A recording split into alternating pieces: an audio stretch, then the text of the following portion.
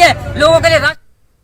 राजस्थान में कोरोना के सबब लॉकडाउन की वजह से तमाम इबादतगाहें बंद हैं। हजरत ख्वाजा निजामुद्दीन चिश्ती रहमतुल्लाह अलैहि की दरगाह भी बंद है, जिसकी वजह से अकीदतमंद को जियारत में काफ़ी मुश्किलात का सामना है। वहीं अकीदतमंद खामियों के जरिए ऑनलाइन जियारत कर रहे हैं और कोरोना के खात्मे के लिए दुआ कर रहे हैं।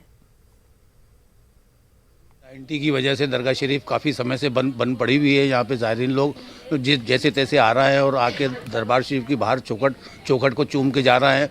यहाँ पे ज़ायरीन आते हैं, अपनी चिट्ठियाँ मानते हैं, अपनी दुआओं की मन्नतें मानते हैं, बाहर से ही चौखट चूम के चले जाते हैं।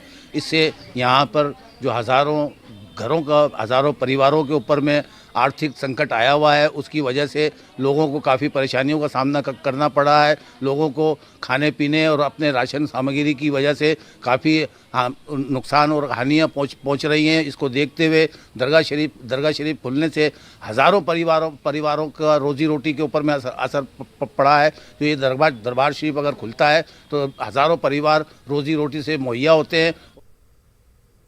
करनूल में लॉकडाउन के औकात में गैर जरूरी तौर पर घरों से बाहर निकल